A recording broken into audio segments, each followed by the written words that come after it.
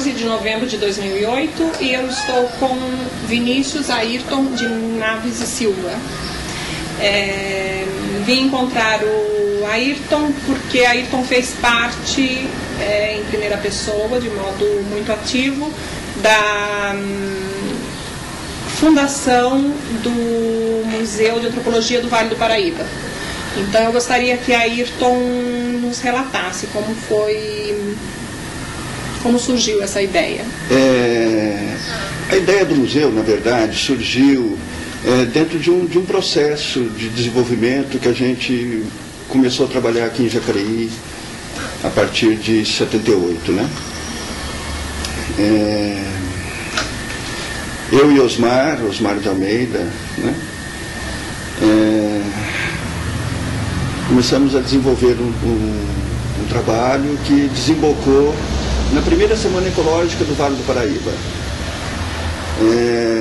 Naquela época, nem o termo ecologia a gente tinha que explicar para as pessoas o que era.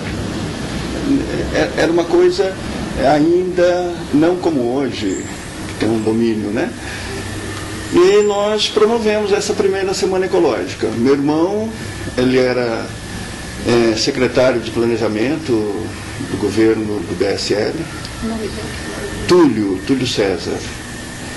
E então a gente tinha um ponto de contato com a administração, vendemos a ideia para eles e promovemos essa primeira Semana Ecológica, que foi um sucesso, foi uma coisa bem interessante.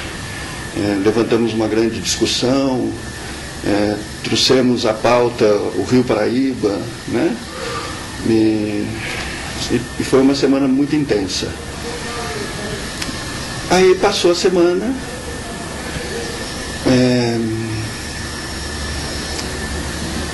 e eu tinha estudado cinema na USP, não cheguei a concluir o curso, porque saiu a regulamentação da profissão, eu me regulamentei como operador de câmera e diretor de fotografia. E a área que eu mais estudava, a área do meu interesse, na verdade, com o cinema, era o cinema documental. Então, a minha linha era uma cinematografia antropológica. Aí vim para Jacareí e, conversando com o Osmar, nasceu a ideia da gente criar um museu de antropologia em Jacareí. Um museu que abrangesse o Vale do Paraíba, né? E que tivesse esse caráter. Não um museu histórico, não um museu como os que já existem em Guará, em Pindamonhangaba. E aí foi que nasceu essa ideia. E para a gente também desenvolver um trabalho que a gente vinha construindo ao longo desse tempo. E aí seguimos o mesmo caminho para concretizar isso aí. Foi assim que surgiu essa ideia, né? O desenvolvimento dela veio através desse apoio da administração pública. E aí começamos a alinhavar contatos e chegamos a pessoa fundamental que realmente abriu as portas para a gente, que foi a Valdisa, da Secretaria de Estado, Secretaria de Cultura. Ela que nos deu a formatação, através dela que nós começamos a pensar numa fundação, ela que deu toda essa orientação estrutural de uma ideia que a gente teve. Foi isso. A história é meio curta. E antes disso, como foi? Antes desse momento do apoio da administração, antes do momento da Valdízia, como foi? Então,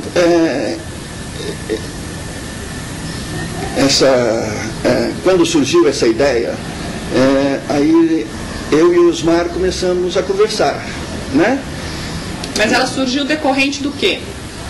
Qual era o contexto que vocês viviam como jovens da cidade de Jacareí, né?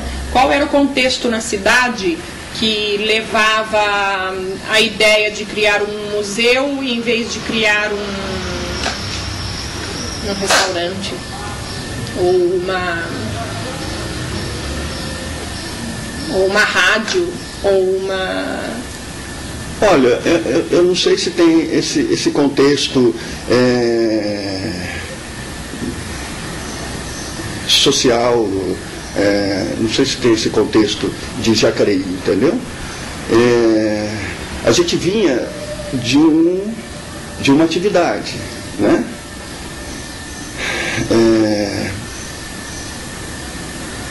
Mais para trás, eu sempre estive envolvido com a área da cultura.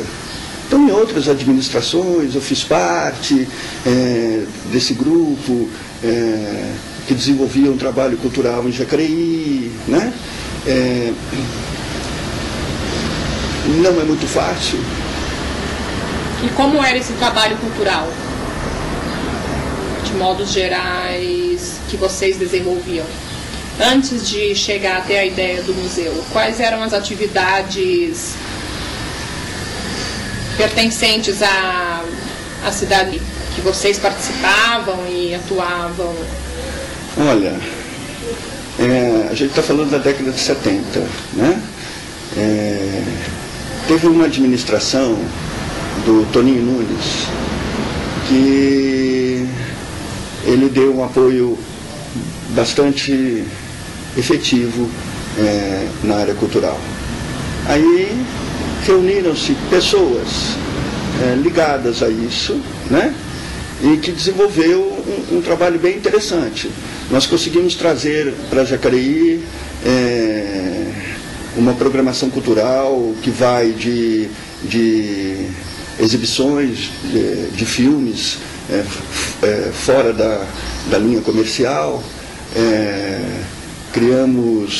Trouxemos teatro, trouxemos cursos, teve um grupo que eu fiz parte, que fomos para o Festival de Inverno de Ouro Preto. Naquela época era o boom cultural, assim, foi um festival na década de 70 de excelência a nível de Brasil. Fomos para lá, ficamos um mês, eu fiz toda a documentação, eu fiz um documentário, eu trouxe para cá. Era um festival de? Festival de arte e cultura. E reunia tudo, né? E levamos daqui artistas plásticos, eu como fotógrafo, como cinegrafista, levamos pessoas ligadas ao teatro, e foi... Então, esse período da administração do Toninho Nunes foi um período florescente culturalmente. Então, houve uma agregação dessa juventude, desse pessoal ligado a essa área e desenvolvemos muitas coisas. E devido a quê? Na postura do prefeito Antônio Nunes? Eu acho que na postura dele não, mas é dos assessores dele.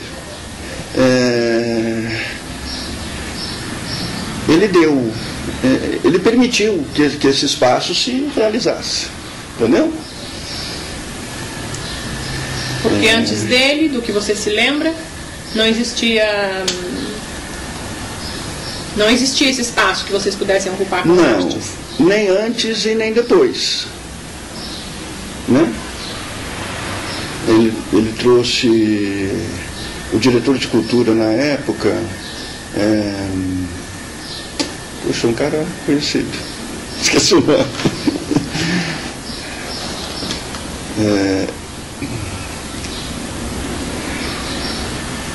Que conseguiu fazer esse trabalho. Então teve essa oportunidade. Na sequência disso, eu acreditei que iria ter um desenvolvimento ainda maior, né? Porque o Toninho Nunes, ele não é dessa área, ele é uma pessoa que não está ligado ao movimento cultural, né? Depois, quando entraram outros prefeitos, como o BSL, por exemplo, um historiador, entendeu? Eu achei que isso iria ter um florescimento, né? Não foi bem... Mas o Antônio Nunes manifestava afinidade com essas atividades artísticas ou não? Ou eram atividades que vocês desenvolviam junto à diretoria de cultura e não tinha uma atuação do Antônio Nunes nessa atividade? Ou em algum momento ele demonstrou interesse pelo florescer dessas atividades? A postura dele, até mesmo política, era de abertura a essas atividades? Ou ele era indiferente e o diretor de cultura é que tomou essa ação de permitir essa organização que vocês fizeram nesse período? Não tenho essa clareza. Eu era muito jovem. O jovem ele tem mais idealismo do que uma visão crítica, uma visão política. A gente estava muito envolvido com aquilo, né? Não sei te dizer. Mas existia a consciência da repressão ou não? Vocês tinham consciência sobre a repressão do período? Da repressão militar do período, da censura? Na verdade, foi uma época que a gente se preservava muito.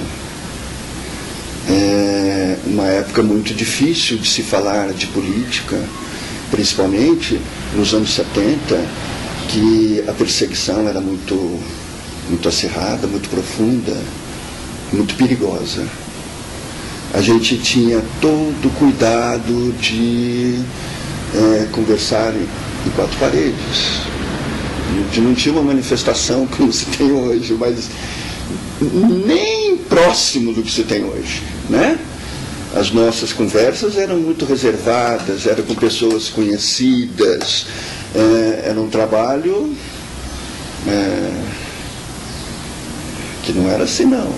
Mas vocês sabiam que estavam indo contra a corrente ou não? Ou no idealismo da juventude vocês agiam conforme o ímpeto emocional de realização? Não, a gente pisava em ovos. A gente não concordava, mas não contestava, né? E tinha esse zelo pela própria vida, né?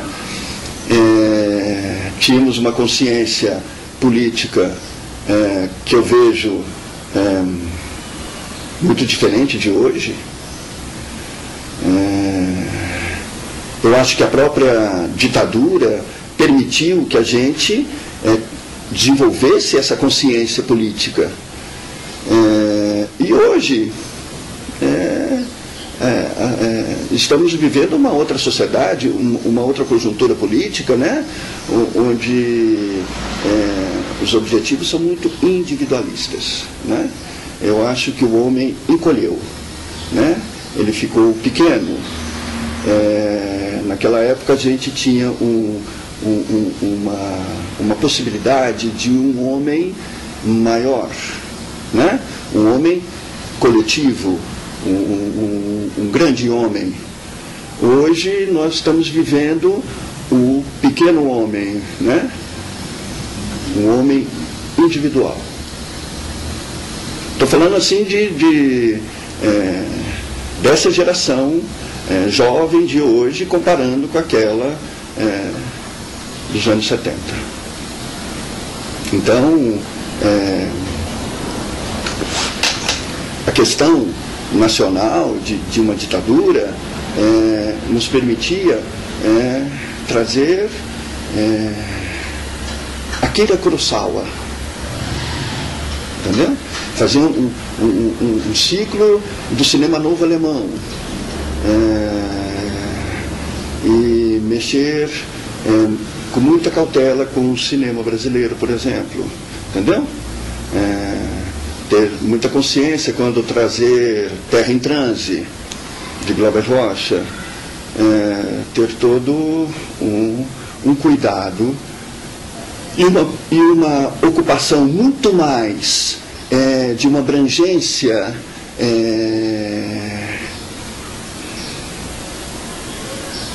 mais cultural que política, né?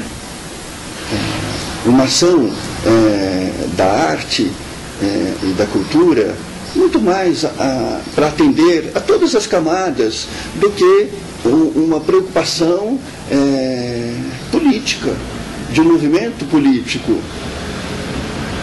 Então, a gente tinha essa compreensão de, através desse desenvolvimento,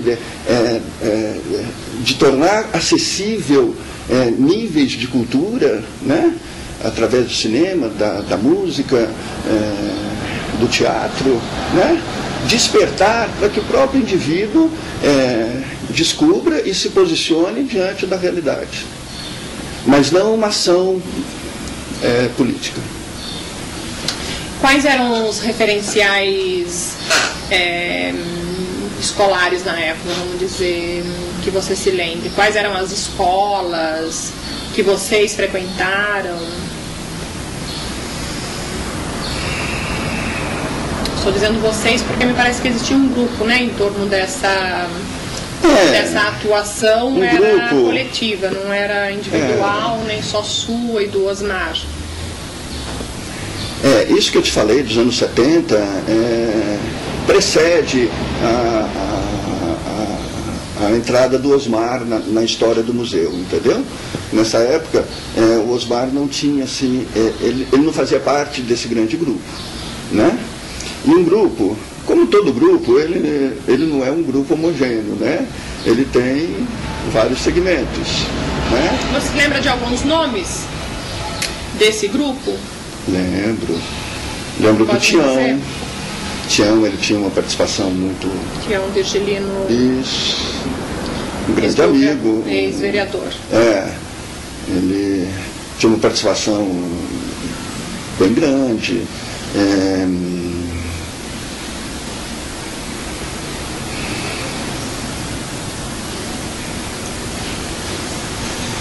Assim, faz tanto tempo, viu? Tem que lembrar das pessoas. Edivaldo, que é, né? Não sei se ainda ele é assessor da prefeitura, jornalista também, muito envolvido. Se eu lembro mais pessoas.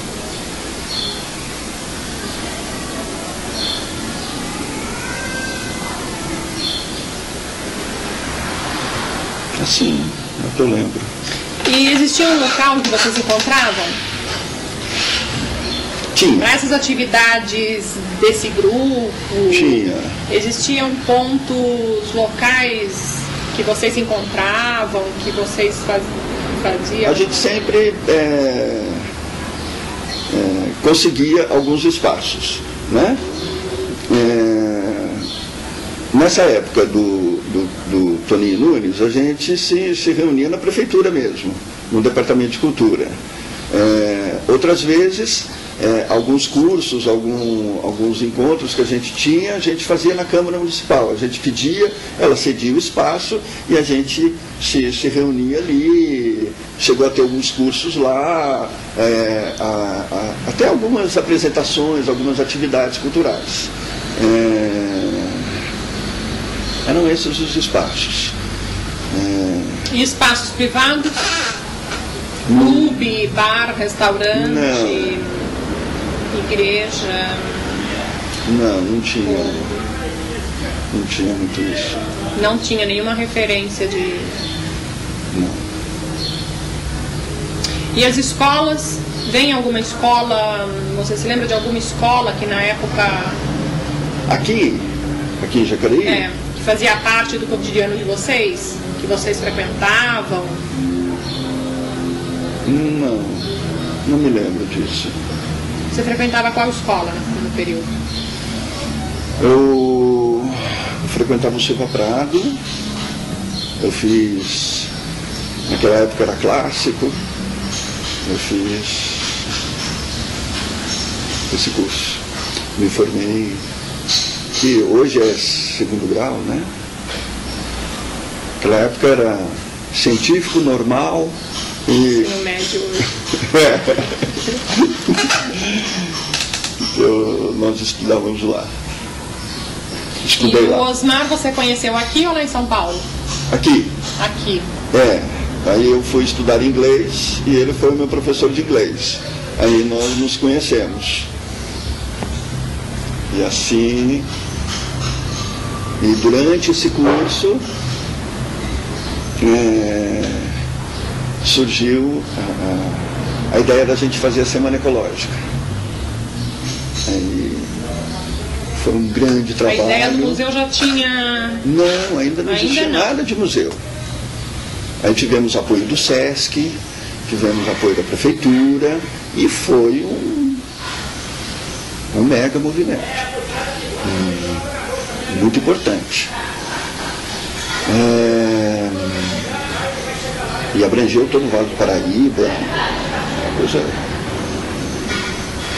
Trouxemos pessoas muito importantes, as Lisa Absaber, muitos cientistas da época. Teve uma discussão profunda, muito além de Jacareí, entendeu? Uma vanguarda mesmo, dentro desse tema, né? Nós temos discussões que as pessoas nem sabiam o que estava acontecendo. A própria discussão do Rio Paraíba era uma coisa que as pessoas, não só a população, estou falando pessoas a nível de administração pública, a nível não só de Jacareí, como o Vale do Paraíba todo. Trouxemos pessoas de Campos, onde desemboca o Rio Paraíba, discussões de assuntos ecológicos muito profundos. E isso deu um despertar, né? Um despertar. Dessas semanas surgiram grupos bem interessantes, né? Como em Pindamonhangaba, que hoje tem um trabalho nesse desenvolvimento de preservação do meio ambiente, bem interessante. Então nós conseguimos alinhavar algumas coisas na região. Aí passou. Aí, precisamos fazer alguma coisa. E eu estava estudando na USP, fazendo cinema. E aí eu falei, o Osmar falou. Nós estávamos numa exposição lá em São Paulo, no MAN, e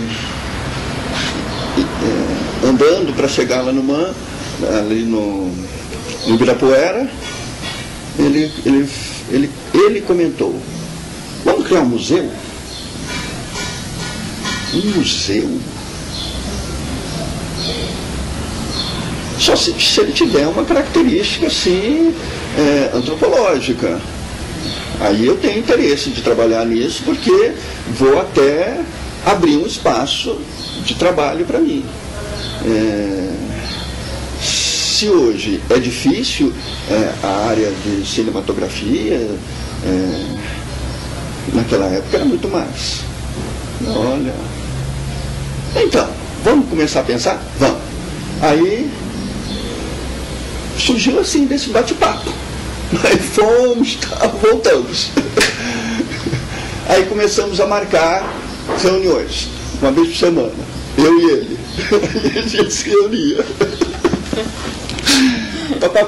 E essas reuniões foram muito rápidas, porque logo em seguida falei, olha, Osmar, a gente precisa ter apoios, né? O Mandorinha não faz verão, nós dois, o que nós vamos conseguir? E aí começamos a buscar esses caminhos. E a relação com o Solar Gomes Leitão? Em que momento aparece a ideia do museu de antropologia e a conexão com o espaço do solar? Qual foi precedente? Puxa vida, aí eu vou ter que mexer nesse baú aí para lembrar disso aí, entendeu? É que é uma coisa tão evidente, né? Parece. Porque a gente já vinha, a gente já tinha perdido o Antônio Afonso, né? E como foi essa perda? Lastimável, né? Foi lastimável. Foi no período do Toninho Nunes. Primeiro caiu uma parede e o prédio estava lá. Então tinha-se condição de preservar ele. E é a única cidade que você tinha dois. É como um portal da cidade, né? Dois prédios com características neoclássicas e um de frente para o outro. E com história, e você entra em Jacareí é recebido por esse portal, né? Então a gente tinha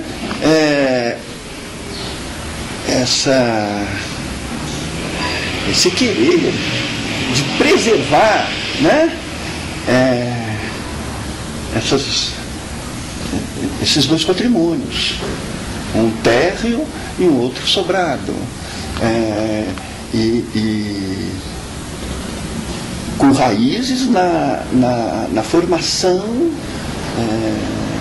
não só urbana como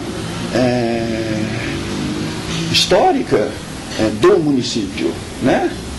Ali começa a formação da aldeia de Jacareí, né? Então se forma um triângulo, né? Entre os dois prédios e o Avareí, a igrejinha do Avareí, a pedra fundamental. Aí fica fácil você contextualizar a história, né? Então esse era o sentido. Mas eu percebia uma vontade política de que o Antônio Afonso fosse tombado literalmente. Aí eles puseram uns plásticos nessa parede que ruiu, de taipa, né? Taipa de pilão, paredes de 80 centímetros de espessura. E puseram um plástico, e as chuvas, as águas de março conseguiram, veio favorecer esta intenção política de desabar ele. Não sei se nessa intenção tinha uma ideia, uma consciência do tamanho que seria reformar isto, né? Não sei nem se o município tinha condições financeiras para isso, não sei se tinha apoio do IFAM, do CONDEFAT. Essas coisas, para quem é idealista, ele não entra por esses universos, né? Ele tem um idealismo, né? Mas para se preservar alguma coisa precisa muito mais do que idealismo, né? O idealismo não tem força para preservar. O que tem força é o poder, né? E aí assistimos a esse desabamento, lamentavelmente.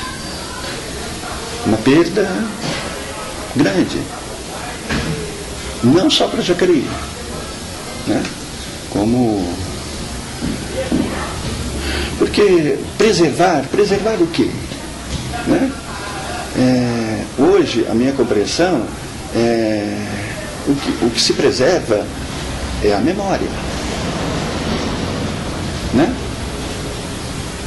Você pode hoje, com a tecnologia, reconstruir o mesmo Antônio Afonso, mas ele não vai ter a memória, não vai ter os mesmos materiais, né?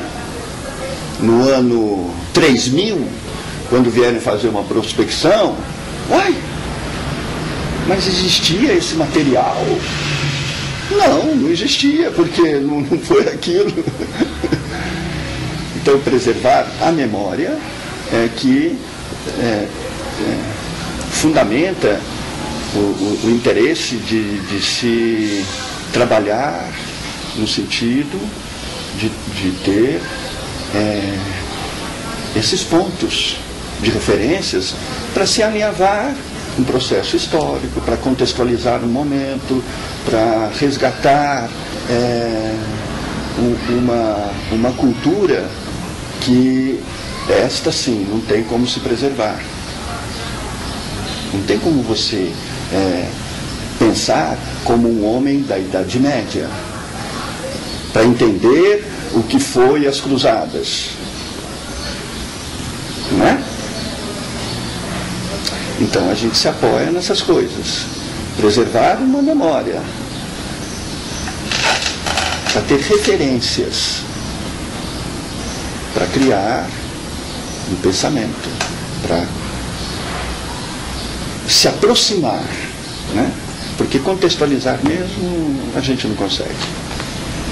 E além da imprensa, você se lembra de algum outro movimento de manifestação pelo que tinha ocorrido com o prédio, com o Antônio Afonso? Não. Não houve uma mobilização? Houve, mas eu não estava envolvido, né? Houve pessoas que se movimentaram para isso. Nessa época eu ficava mais em São Paulo do que aqui, então eu mesmo não me envolvi muito nisso aí. Mas houve sim. Houve gente lutando para manter isso em pé. Mas eu não posso te falar muita coisa. Você lembra do Antônio Afonso no momento em que estava me falando sobre a origem mesmo do Museu da Antropologia, da ideia do museu e como essa ideia se associou ao solar. Aí você lembrou do colégio Antônio Afonso, né? Por quê? Então, pegando essa linha novamente, qual a conexão lá de sua e do Osmar, que tiveram a ideia de fazer um museu, né? Então a gente já tinha um exemplo desta catástrofe, não é? Se não fizermos alguma coisa efetivamente, está sujeito a termos uma segunda catástrofe. Então a ideia de fundar um museu, ela já veio vinculada a sustentar o solar? Não. A ideia do museu surgiu, como eu te contei, e no desenvolvimento desse trabalho, aonde? Vamos unir o útil ao agradável, a corda e a caçamba, né? Se a gente levar a fundação para o solar, a gente consegue apoio do Condefar, de todo mundo, para restaurar o que estava também já numa situação precária. O solar estava perigoso. Ele ia desabar. Então, vamos. Aí, cria-se um interesse de preservar o solar e instalar o museu lá dentro. Não existe outro lugar mais apropriado. Não tem. E se consegue as duas coisas: criar um museu e preservar o patrimônio e instalar lá dentro. Na verdade, foi uma condução lógica mesmo. Mas não partiu dele para se criar o museu. O museu é que se instalou nele já com essa ideia de preservar o patrimônio. E também porque não tem. Busca em Jacareí em algum lugar, é ali mesmo. E nesse momento que vocês se encontravam e se reuniam, vocês já discutiam sobre a linha museológica que teria? A Sim. questão da antropologia? Isso foi, na verdade... O que se desenvolveria dentro desse museu? Na verdade, essa foi o start, né? De se fazer, de caminhar por aí. De se criar um museu de antropologia, para que a gente pudesse trabalhar lá dentro. E você acompanhou a criação e o desenvolvimento ou não? Ou até onde foi a sua participação? Nós estamos há 30 anos, né? Até a minha participação foi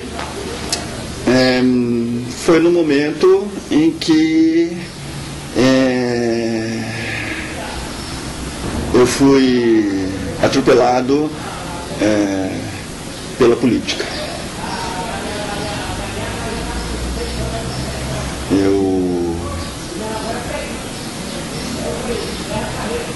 Paralelo a isso, eu comecei um trabalho de criar um centro cultural aqui em Jacareí, com o objetivo também de ter o apoio da prefeitura, né? E aí, o Vale Paraibano me procurou para fazer uma entrevista. Aí, a respeito disso.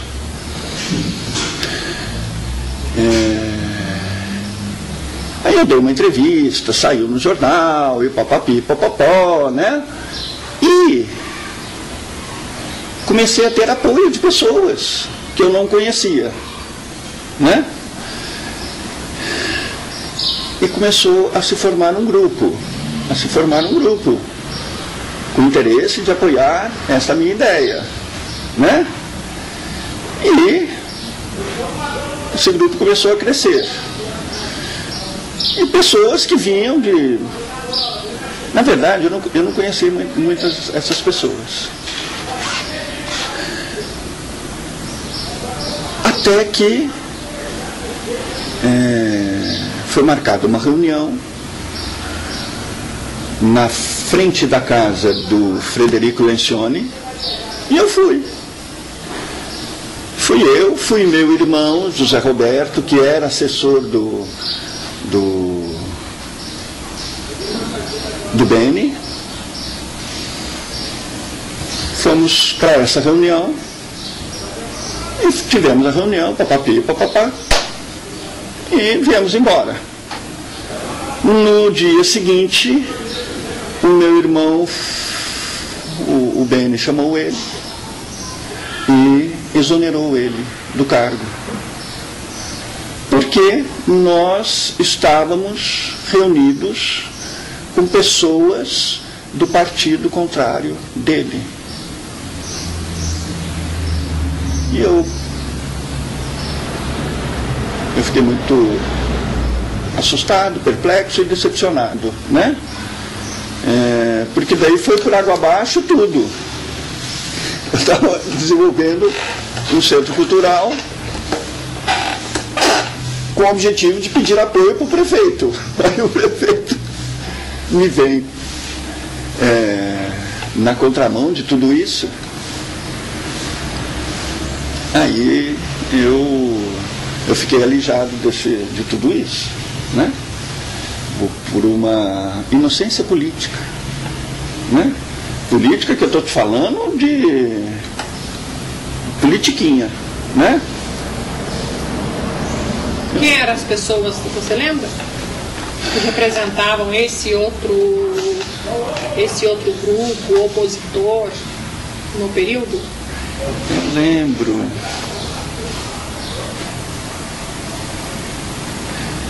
Lembro, mas assim, agora eu não vou lembrar do nome deles. Eu sei que tinha um que era vereador, naquela época era Arena e MDB, né? Acho que era isso. Mas era uma reunião com as pessoas do MDB ou não? Não! Mas a casa que nós fomos nos reunir era desse... Eu não sei se ele era vereador, se não era, se era assessor de um vereador, né? Eu sei que a casa que nós fomos, que era em frente à casa do Frederico Lencioni, era a casa desse cara. E algumas pessoas que foram também faziam parte, mas foi uma reunião de pessoas interessadas em criar um Você centro lembra, cultural. a nível urbano, onde ficava essa rua? Você lembra onde ficava essa casa? Sim, ali no Avareí. Tem a igrejinha do Avareí, você entra à direita, uma ruazinha aqui. Não sei se o Fred ainda mora lá, ou continua morando lá, mas era a rua da casa dele. Aí foi por água abaixo muita coisa. Por quê? Porque a Universidade de Brás Cubas, o TCC de um grupo lá de arquitetura, tinha construído uma cúpula geodésica e estava lá no pátio da universidade. Aí eu fui lá e perguntei o que eles iam fazer com aquilo. Nós não sabemos muito bem.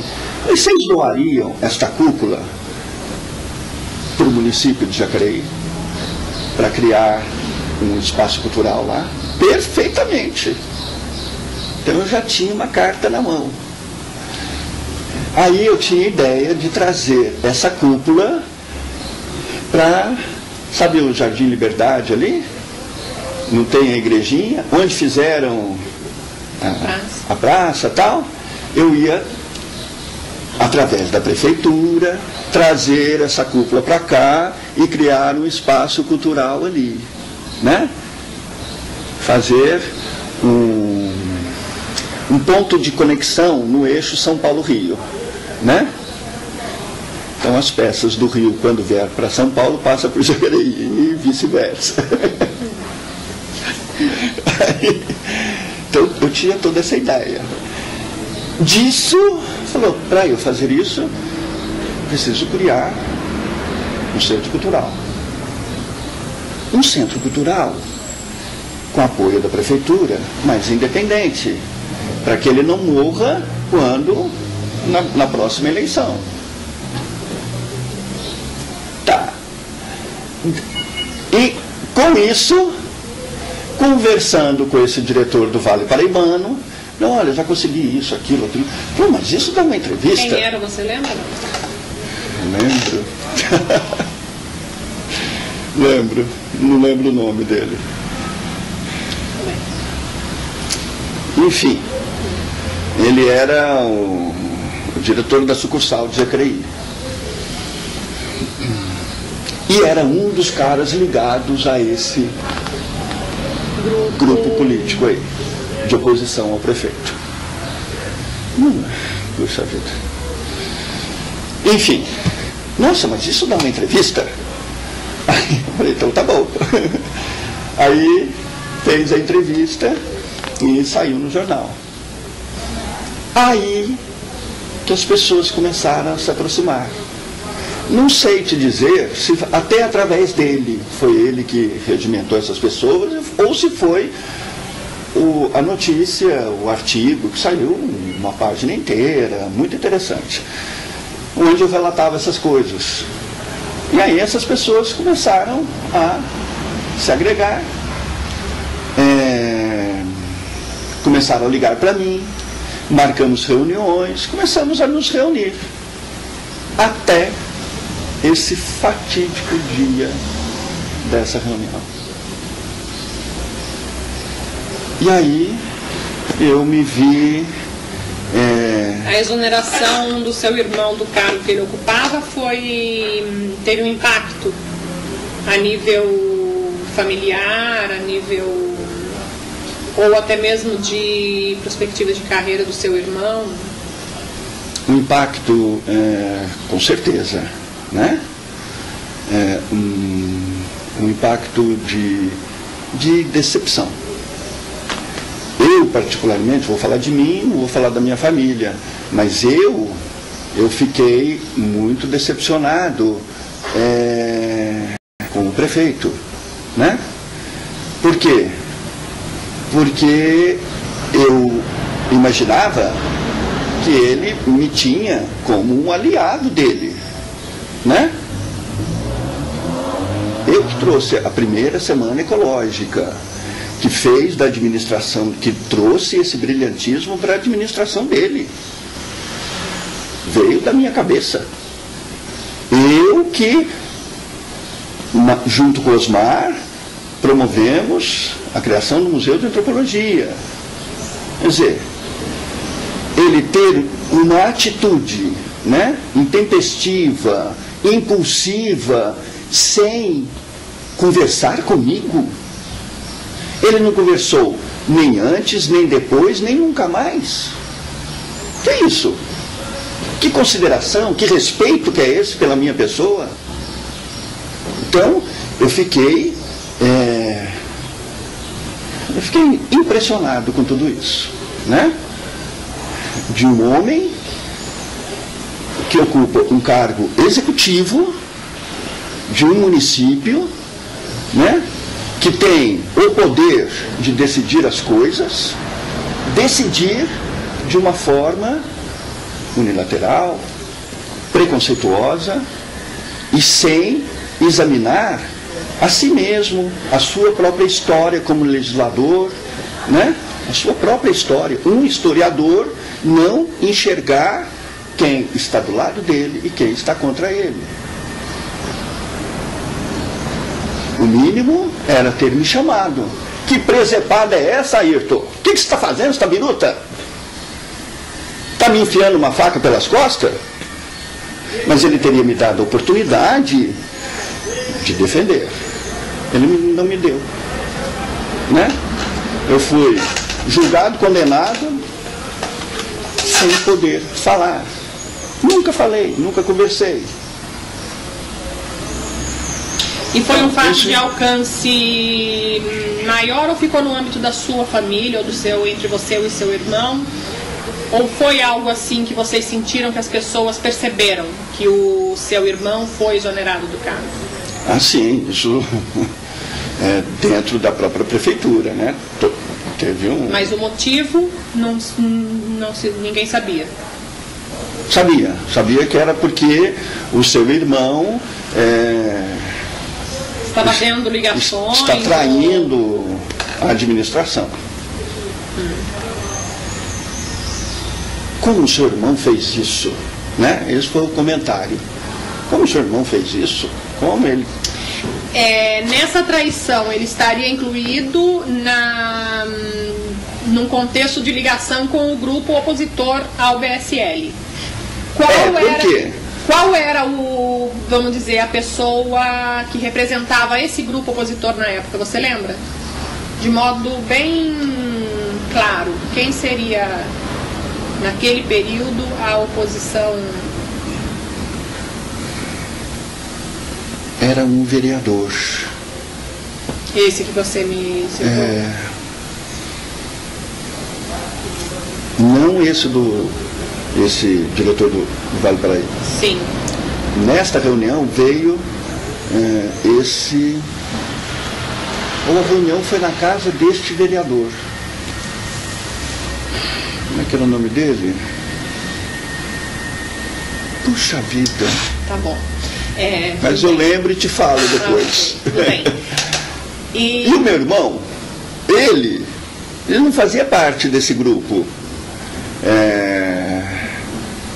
Eu levei ele nesta reunião para ele explicar para as pessoas a respeito dessa cúpula geodésica, como que era o pensamento, porque ele é arquiteto, né? As ideias que eu tinha de instalar essa cúpula ali e como que a gente poderia fazer para conseguir que a prefeitura abraçasse essa ideia, porque o terreno é dela. Para Brás Cubas doar, ela ia doar para o município, não ia doar para o Ayrton, né? Então, levei ele para explicar essa cúpula, para explicar o projeto, como que eu estava idealizando tudo isso, né? E a participação dele ele foi nessa reunião porque eu convidei, entendeu? Recebeu a punição. E aí... Ele foi punido. Retornando um pouco, né? No momento da criação da ideia de fundação de um museu, enquanto você ainda conversava com o Osmar e projetavam isso, vocês tinham um acesso direto ao prefeito Benedito Sérgio Lencioni, ou vocês primeiro se organizaram um grupo, conseguiram mobilizar um grupo e criar uma força social para chegar até o prefeito, para fazer esse tipo de reivindicação que vocês queriam pensar e dialogar a respeito da fundação do museu? Nós já tínhamos feito a Semana Ecológica, então a gente tinha um acesso assim, o caminho aberto, né? Então foi direto esse contato. Principalmente porque a semana foi um sucesso, foi um marco, uma coisa importante. Então a gente já tinha esse espaço conquistado, já tinha um trabalho efetivado e já tinha o resultado desse trabalho, um reconhecimento de tudo isso. E já tínhamos alguns contatos importantes, né? No SESC, eu fui pessoalmente convidar Dom Pedro de Orleans e Bragança, o rei. Ele esteve aqui, né? Nesta semana, tínhamos assim estabelecido um vínculo. Ele desenvolvia em Petrópolis um trabalho também de ecologia muito importante. Aí, quando acabou a semana, continuamos com esses contatos, com essas relações. Quando surge a ideia do museu, não precisamos de nada. Já tinha abertura e para discussão. E essa ideia da concepção de um museu já existia na mentalidade do prefeito Benedito Sérgio Lencioni? Não.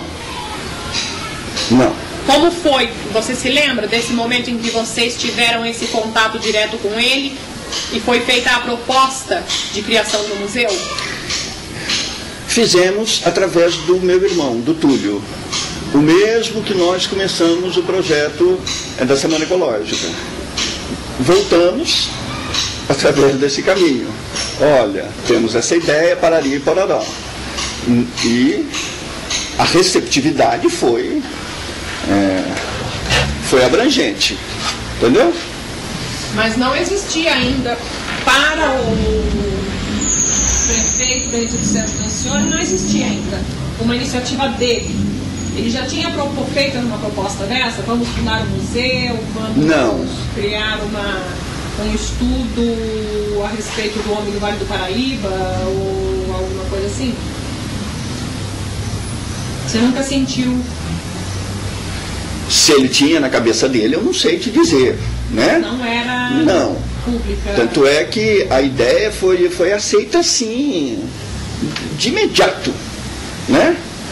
Devido a ele ser um historiador, né?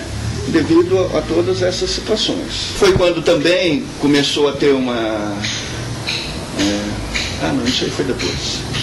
Mas foi assim, uma coisa... E existia nesse momento o surgimento também de um grupo político que estava começando a se manifestar, pessoas que estavam dando corpo a algumas organizações que diferentemente pensavam a respeito político. Na época foi quando surgiu o PT, né? Na época, o PT ele ainda não existia como partido, mas já estava, a semente já estava lançada, e foi concomitante. As coisas surgiram nesse momento. Qual a participação desse grupo? Junto à atividade de vocês de criação e propostas, né, para a área de cultura? Olha, esse grupo estava tão envolvido com a criação de si mesmo, a se gerar, né? Que ele não tinha como estar participando de qualquer outra coisa que não fosse começar a existir. Ele nem existia para poder se fragmentar em projetos, em atividades, né? Mas paralelamente você fez parte desse grupo também ou não? Eu criei o PT em Jacareí.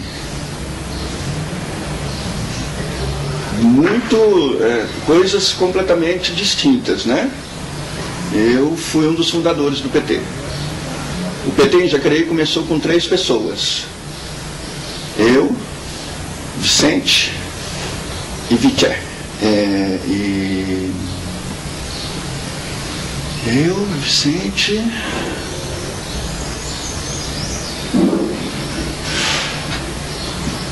Muito tempo. Tudo bem. E a partir de que, então, existia um envolvimento seu também com vamos dizer, uma corrente política que estava surgindo? Existia já esse grupo claramente opositor ao prefeito Benedito Sérgio Lencioni, que era do MDB, sim. Né? Mas que era tudo panela, farinha do mesmo saco. E existia... Porque éramos uma ditadura, entendeu? Eu sempre fui de esquerda. Na época da ditadura, eu era do Partido Comunista. E...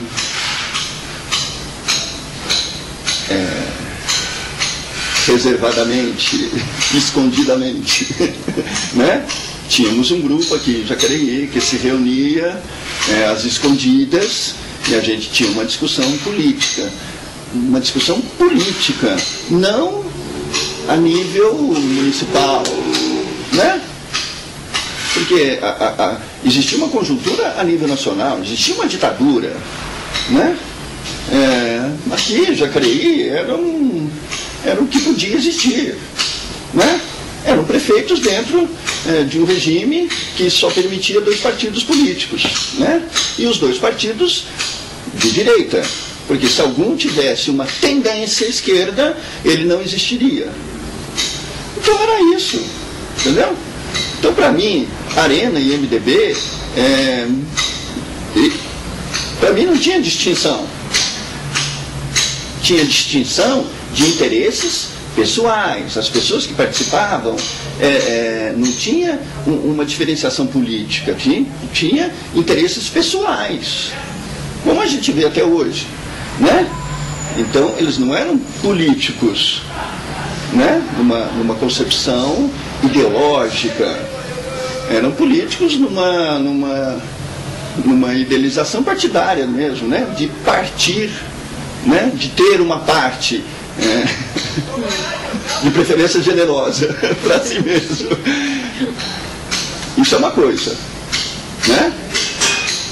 Então, meu envolvimento com prefeitura, com esses projetos culturais, ele tinha um caráter, não tinha caráter político. Quando eu participei da criação do PT em Jacareí, eu tive uma participação ideológica contra uma ditadura. Eu tinha o meu posicionamento. Mas você consegue separar esses dois processos, não? Sim, para mim são duas coisas completamente diferentes. E ocorreram, um antecedeu ao outro ou não? São diferentes, mas no mesmo período? Um logo em seguida do outro. Quase que... A sua participação ideológica nesse novo grupo, ele foi posterior à sua ligação com o prefeito do PSL? Um posterior quase junto, entendeu? Quase... Sim, no momento em que teve o rompimento do PSL exonerando seu irmão do cargo que ele ocupava na prefeitura e o rompimento com você, não existia ainda essa sua postura clara? Não. Ainda não tínhamos dado esse início na organização do Partido dos Trabalhadores. Não. Mas foi tudo muito próximo. Que foram nos anos 80 que tudo isso começou, entendeu? Foi assim. E depois, retornando à questão do museu dentro do Solar... Aí foi um desenvolvimento, aí eu já estava fora, já era carta fora do baralho, aí... Fora do grupo? Fora do grupo. E daí eu não participei mais, né? Mas porque você não quis ou porque não te foi permitido realmente? Porque não, por causa a própria fundação... Não, por causa dessa situação toda, né? Por causa dessa situação toda. Foi uma coisa... Como é que eu ia participar disso aí, né? Sendo um dos autores da ideia, mas como que eu ia com uma ação intempestiva do prefeito? A partir desse momento, realmente você não teve mais atuação na fundação, na fundação do museu? Porque foi assim, nós levamos a ideia, aí se formou um grupo que tinha participação do meu irmão, do Túlio César, da Lúcia Helena, que veio através do BSL fazer parte desse grupo, que acabou sendo a primeira diretora do museu, uma grande amiga. Lúcia Santana? Lúcia Santana. Depois veio fazia parte eu, Osmar, essas pessoas, né? Aí foi quando a Valdísia começou a dar essa assessoria para a gente, e começou todo esse trabalho, desenvolvemos e conseguimos o museu. Né? Em algum momento vocês pensaram como seria administrado esse museu? Esse foi o trabalho de como as coisas aconteceram. Como que nós vamos... o que nós vamos fazer?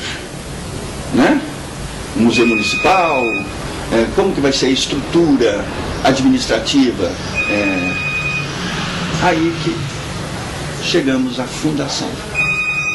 Foi desse grupo, dessa discussão, que se chegou com a influência da Valdiza. Olha, o melhor caminho é a gente criar uma fundação. Aí a gente começou a estudar, a gente pegava o estatuto de fundações e começava a ler. E entender o que é isso, o que é uma fundação, né? A gente não sabia o que era aquilo. Aí começamos a nos aprofundar e entender o que era uma fundação. Então é isso que a gente quer. Uma fundação, porque a fundação, ela tem uma independência política, ela é autônoma, ela é regida por um colegiado, ela tem seus conselheiros, ela tem, quer dizer, não tem ninguém ditando nada, né? Tudo é feito num regime democrático, onde se apresenta uma ideia, tem que ser aprovada, tem seus trâmites, não tem padrinho, não tem nada. E tem uma solução de continuidade. Entre o prefeito, saia prefeito, seja o partido que for, não está me interessando. Né? Por quê? Porque não é um trabalho político, é um trabalho cultural. Aí surgiu essa ideia. Aí começamos a montar o estatuto da fundação. E isso deu trabalho. E você se lembra como ficou nesse estatuto da fundação a questão de quem presidiria essa fundação? Lembro.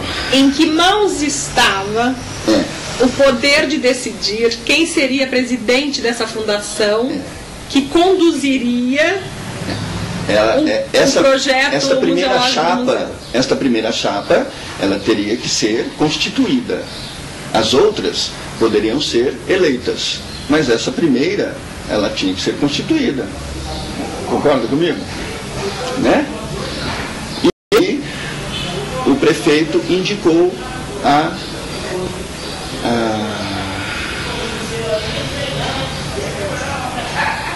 Lúcia. Não é que ele indicou, ele colocou o nome da Lúcia o que nós achávamos. E foi unânime, todos nós... Para presidente da fundação. Todos nós apoiamos e concordamos com a indicação do nome dela. Assim, sem problema nenhum, sem dificuldade nenhuma. Não teve ninguém que fosse... Você fazia parte, no caso... Nessa época eu fazia do parte. conselho. Isso. Inclusive da fundação. Ainda não existia, né, a fundação. Mas era parte deste grupo que criou, né? Quem de nós vai ser o presidente, né? O Osmar, eu não quero. Eu tinha muito claro o que eu queria. Olha, eu também não quero. Eu quero ser o cinegrafista do museu. Quero trabalhar, fazer os meus documentários. Ponto. Tinha conseguido o apoio da Kodak. Ela tinha dado pra gente películas pra gente realizar 10 documentários que eu tinha escrito do Vale do Paraíba, de festas populares, Carpição, uma série de festas populares e um documentário do Rio Paraíba. Chegou a realizar? Nenhum. Nenhum. Porque aí aconteceu tudo isso. Então, Porque paralelo a isso, você estava lá pensando na criação do Centro Cultural. O Centro Cultural é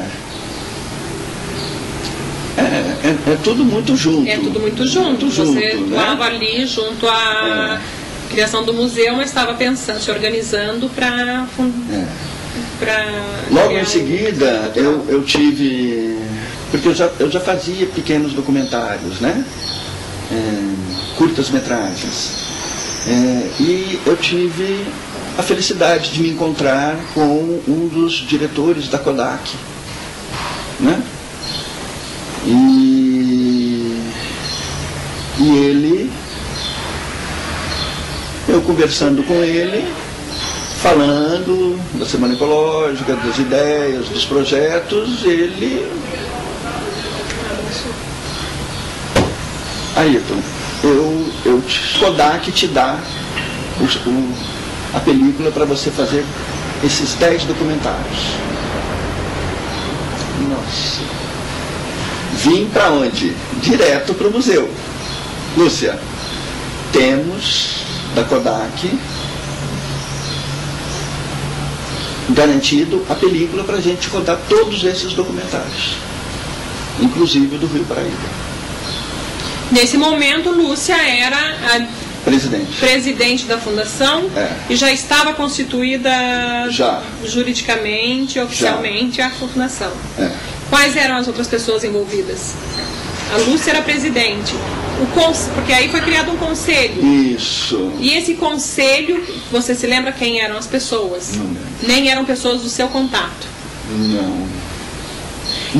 E você se lembra do primeiro momento em que precisou existir a troca?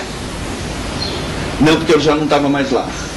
E em algum momento você pensou o que poderia acontecer ao museu no momento em que tivesse que ser, vamos dizer, substituída a presidência?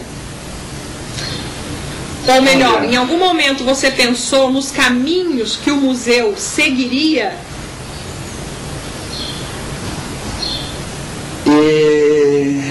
Sabe o que acontece quando a gente se desencanta de alguma coisa? Principalmente, uma coisa é que você se empenhou tanto, você não mediu esforço.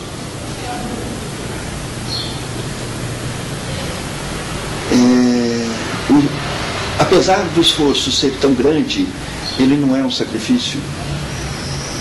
Quando você realiza qualquer coisa em que o máximo do esforço que você está fazendo não é um sacrifício, é porque você está de coração vazio. É porque aquilo é uma criação. Nós... Nunca mais você acompanhou essa criação? Nós não éramos remunerados, para você ter uma ideia. Esse grupo, tudo, trabalhamos um tempo grande para construir tudo isso e não éramos remunerados, não tínhamos verba de nada. Quando a gente ia para São Paulo conversar com a Valdiza, a gente ia com o dinheiro da gente. Né? Quando tudo isso que você vem construindo um espaço profissional, construindo com um objetivo de chegar a um lugar, isso é destruído de uma maneira como um terremoto, né, que desaba tudo,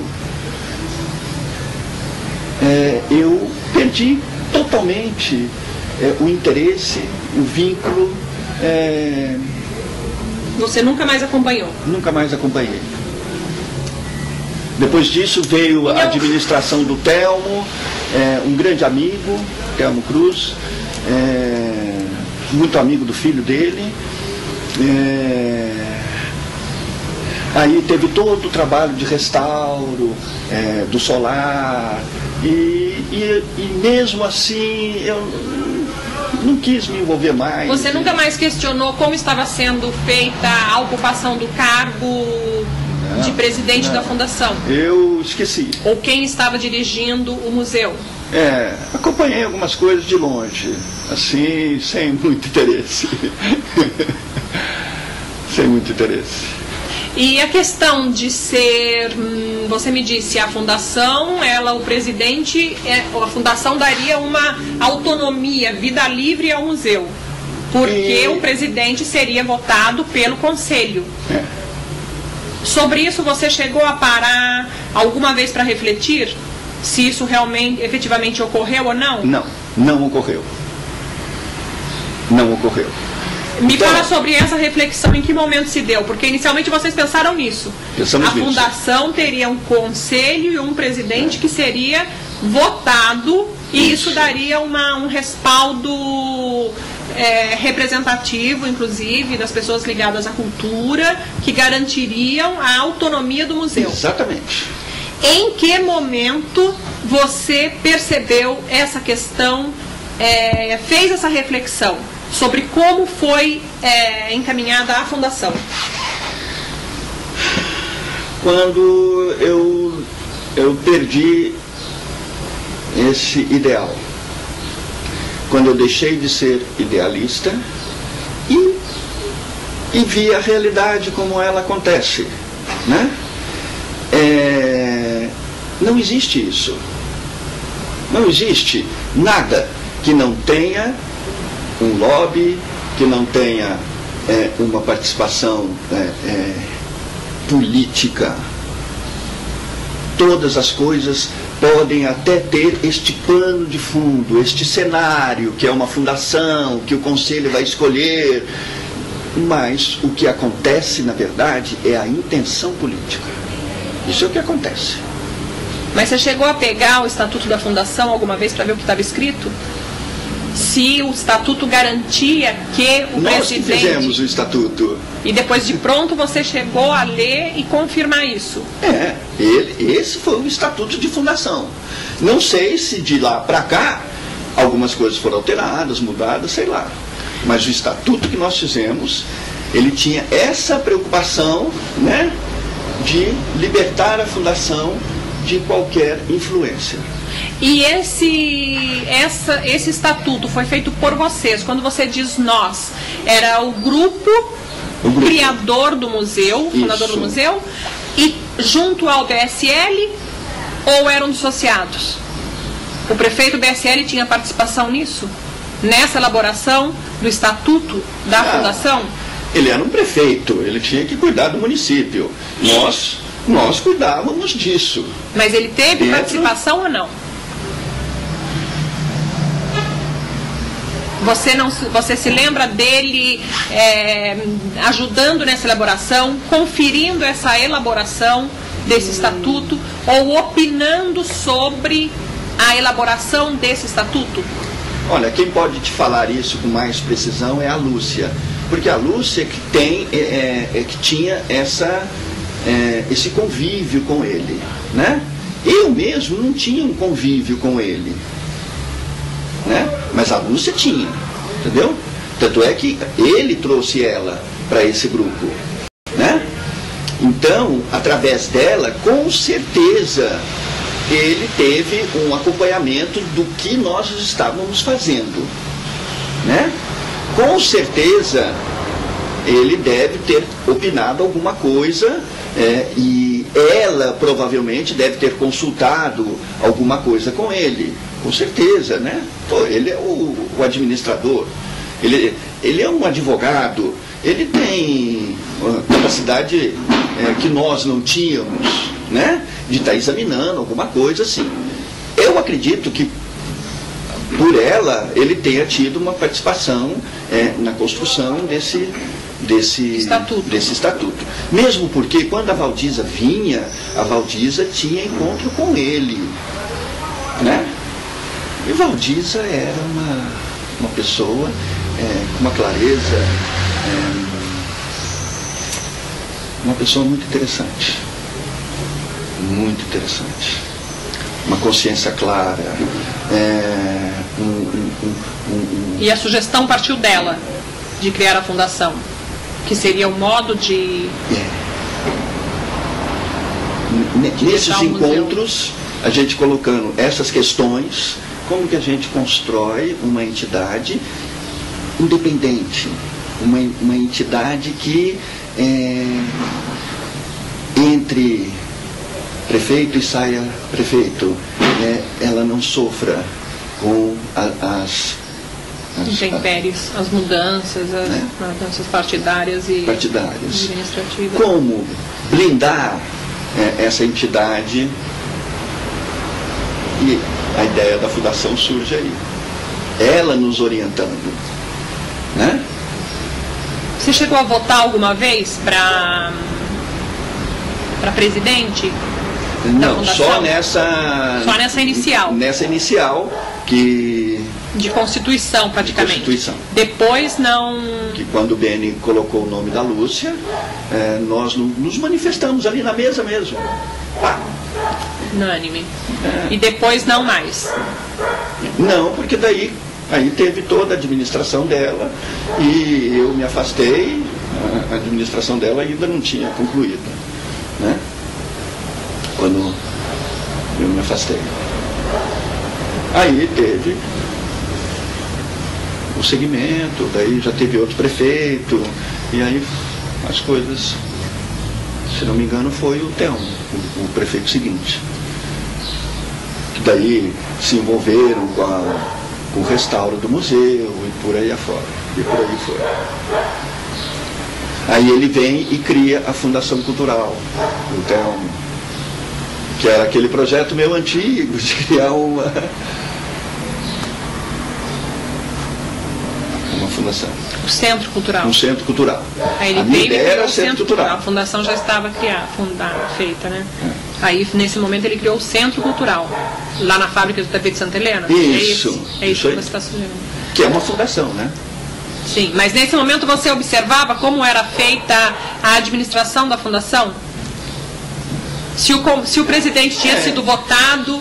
Ou se, por exemplo, você sabe... Não, nesse momento eu já tinha me desencantado, já estava enxergando tudo isso, já sabia que quem ia entrar era quem estava sendo indicado, apesar de uma eleição. Mas e o cofre blindado que a Valdísia tinha sugerido?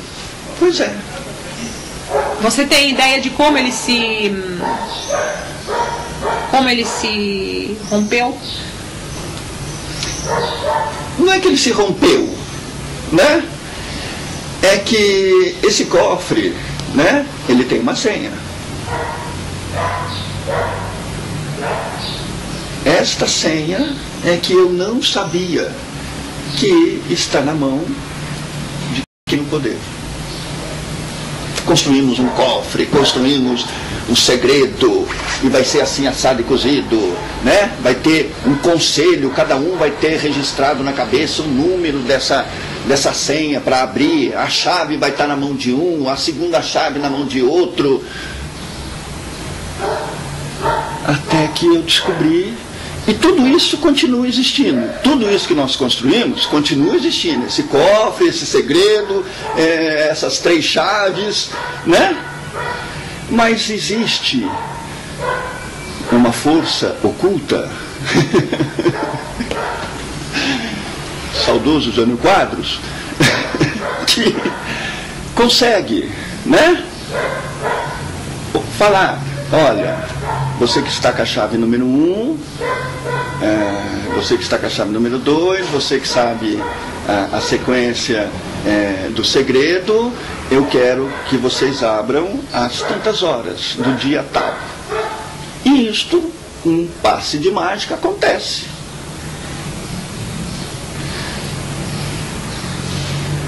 Então, esse cofre blindado que você colocou, ele não foi rompido, ele existe, continua existindo. Todo esse trabalho de criar o estatuto da fundação e amarrar aqui, amarrar ali, fechar e ter a ilusão de que tínhamos construído uma entidade isenta, isso não acontece no mundo de César, né? No mundo de César isto não acontece. Quando chegaram com uma pergunta muito semelhante à sua, né? A quem dar o imposto? Devemos pagar o imposto a César? Olha que pergunta capciosa, né? Muito capciosa. Quem está na medalha? Quem está na moeda? Imagem de quem que está aí? De César. Dá a César o que é de César e a Deus o que é de Deus. No mundo de César, esta ideia do superior não existe. não consegue se concretizar. No mundo de César, é de César. Me fiz entender? É isso. Então a gente constrói uma fundação com uma ideia do homem superior, do homem coletivo, mas ele fica inferior, ele fica pequeno, porque ele fica restrito e enclausurado no ego, no egoísmo, na individualidade dos interesses políticos. Então, estamos no mundo de César. Então, essa estrutura tão interessante que a gente criou, ela, sem se ruir, não se sustenta. As pessoas que vão estar lá são pessoas que têm envolvimento partidário, que é cabo eleitoral, que é isso, que é aquilo. Que tem um histórico de interesse pessoal. Mas o museu, ele é de antropologia. Ele é para resgatar a concepção, né? O assentamento do homem no Vale do Paraíba. Como que isso começou? Né? Como que tudo aconteceu? Como que esse vale aconteceu? Ele era vale? Ou foi uma depressão e criou um vale? Como que era isso na pré-história? Né? Como foi? Dom Pedro se hospedou aqui, com a princesa de Santos, com a amante dele, nossa! Como? Né? Essa viagem de São Paulo ao Rio, que são dois polos, mas a estrutura está aqui, né? Quando eles chegaram nas grandes muralhas, quando os portugueses chegaram, eles subiram esta Serra do Mar, né? Chegaram em Taaba, Eté, né? A grande aldeia, a aldeia que concentra todas as aldeias, por isso que se chama Taubaté, não é? Dali, uau, chegaram em Minas, Caminho do Ouro. Que história é essa? Esse é o museu, para contar a nossa origem. Como que hoje os políticos do Vale do Paraíba têm uma estruturação de pensamento. Teve toda uma raiz. Teve ciclos econômicos. Hoje estamos num outro. O que diferencia Jacareí de São José? Esse é o propósito do museu, né? Antropológico, de ver e contextualizar o homem do Vale do Paraíba, para termos uma reflexão de hoje e para termos um direcionamento para a geração vindoura, né? Que podemos contribuir para esse desenvolvimento? Essa é a ideia. Mas não sei. Ok. Ailton, te agradeço muito da sua ótima vontade em me auxiliar nesse processo de levantamento de dados, de pesquisa histórica sobre o Museu da Antropologia. E você quer acrescentar mais alguma coisa que te venha em mente que seja muito importante? Eu quero dizer assim para você, que eu busquei na minha lembrança, na minha memória, te trazer a verdade. Mas com isso, eu espero não ter desanimado você, porque é tão interessante a gente ver essa disposição sua de resgatar esse trabalho, de fazer esse trabalho, né? De reconstruir essa história, porque quando nós começamos esse trabalho, a gente queria desenvolver uma história, né? Hoje você volta buscando reconstruir esta história que já passou. E eu vejo isso com muito carinho. E te desejo assim sucesso, determinação, e espero não ter te desanimado em nada. Falei de mim, das minhas decepções, mas que elas não te desanime. Pelo contrário, né? Que as minhas decepções possam te livrar dos encalços. Parabéns pelo seu trabalho, gostei de te conhecer. Obrigada. E, na verdade, você sabe que as suas decepções e as decepções de outras pessoas nesse momento dessa pesquisa sobre o museu, elas, na verdade, elas não estão me decepcionando, elas estão me animando porque elas estão revelando fatos, né? Elas estão revelando verdadeiras respostas para os enigmas. Como esse, por exemplo, que você colocou de modo tão claro, né? A Valdice tinha uma clareza e ela sugeriu a criação de uma fundação e que essa fundação deveria ser livre, autônoma e criar um cofre blindado em torno do museu para que o museu não pertencesse a alguém. Né? Ou que não sofresse as mudanças. E, na verdade, o que nós vemos atualmente, no decorrer da história do museu, é justamente isso. A fundação que foi o canal, né, a porta de entrada para todos aqueles que chegaram e quiseram tomar conta do museu e fazer do museu a sua própria casa. É isso que eu estou constatando, na verdade.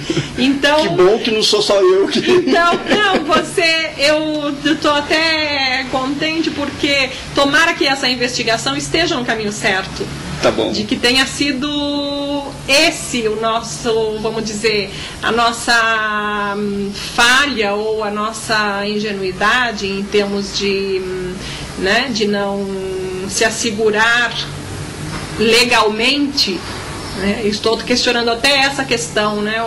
A legislação, até que ponto essa legislação realmente cria essa defesa ou impõe o poder de quem entende mais sobre a legislação. Né? Entendi. Porque o antropólogo, o cinegrafista, o historiador, o arquivista, a museóloga, muitas vezes eles estão no momento da criação, né, no processo criador, eles estão fazendo parte de um processo de nível mental, de nível, talvez, vamos dizer, fora das regras, que impõe regras que são necessárias para calcar um sistema jurídico e legal que assegure esse processo, essa criação desse grupo que está dando origem a essa nova obra. Todos esses profissionais que você citou, eles não têm essa habilidade. O artista, ele não tem essa habilidade, entendeu? O único que tem esta habilidade é o político. Ele tem, entendeu? E existe uma diferença grande, porque o político, ele é egoísta, ele é pequeno. Por que ele é pequeno? Porque ele é um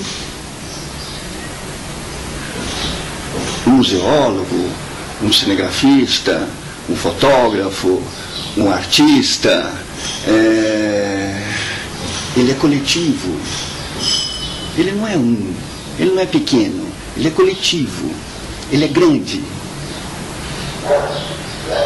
Ele não tem essa habilidade. O individual tem. O individual, ele é ego. Muito obrigada. Parabéns, sucesso. Obrigada. O seu trabalho é um doutorado? Não, é um TCC, um trabalho de conclusão de curso de graduação na Univap, um curso de História. Nossa, TCC, eu acho que isso vai virar um doutorado. É um TCC. Legal.